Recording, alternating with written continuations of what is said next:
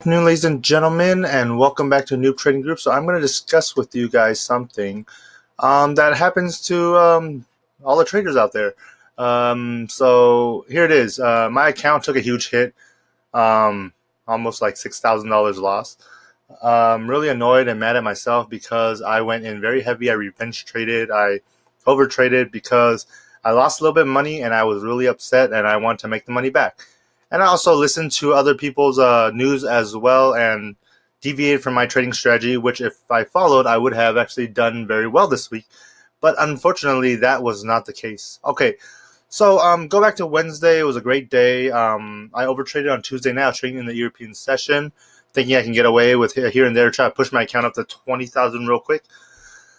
And it did not work in my favor. So Wednesday, I was watching the news. Actually, it was Tuesday, and I was listening to the guy from CNBC.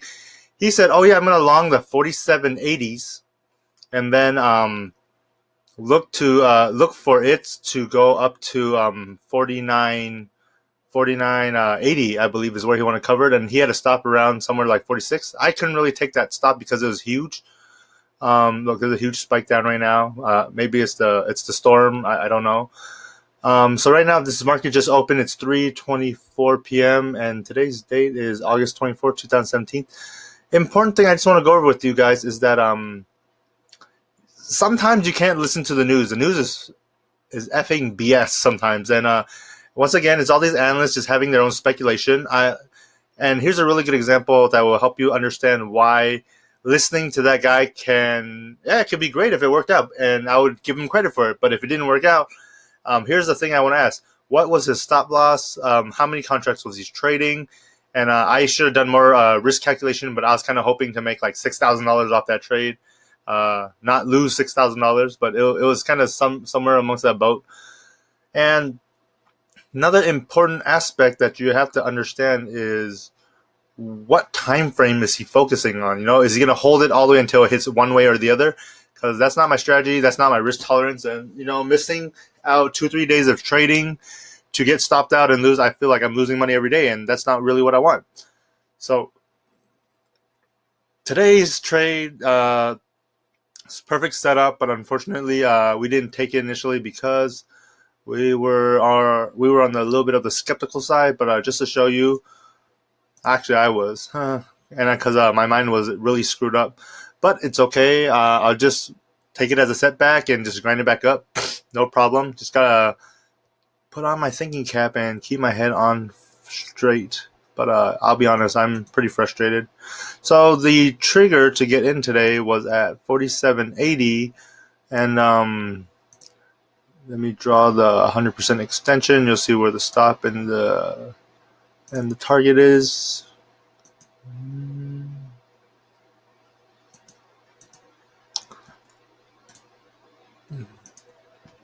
Okay, and here was the stop up here.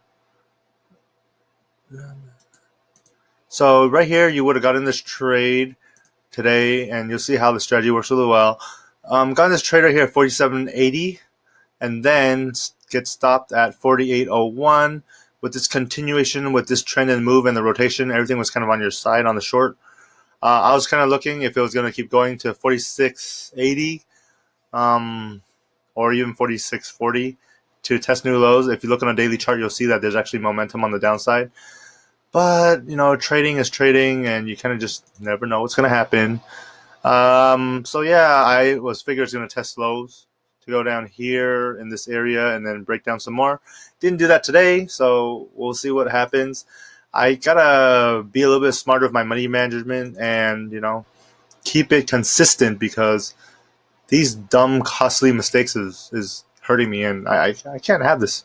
It's just ridiculous. So right here, 48.01 is the stop. Entry is at 47.80, and our target is 47.34. So we're risking about $210 to make $460. So this is a really good setup. It's a really good trade. I didn't take it today because it was my own fault for listening to that analyst on CNBC because I figured he'd be more credible and knowing what he was doing. So sometimes it's better to listen to yourself, all your strategies, than to listen to other people because your mind won't be on correctly. But yes, looking at yesterday's setup and the trade, it looked like it wanted to continue to go long. Look right here. It closed up here at the 48.39. It was speculated to keep going up towards testing the 50s. That was not the case. And then I think there's like a hurricane or typhoon or something going on, like by Florida, and I was heading towards Texas. So they said that news with the disruption caused it to fall down. I don't know why. I figured it'd push it up, but that is what happened. And now it's just I just got slowly grinded back up and follow my trading plan and stop trying to make a hit home runs. So my mistake, my errors. But stick to the strategy, guys, because it's going to be very beneficial for you. And I always say that some of my students do it. I do it as well. When I start doing really well, I'll start to do different things because I'm like, hey, maybe I'll do this real quick, do that real quick, and it'll be beneficial. It never ends up beneficial. Just stick to the plan and don't deviate if you can. So you guys have a wonderful day, and yeah, I don't even feel like trading the rest of this week. I just need to get my head back on correctly and start off fresh on Monday.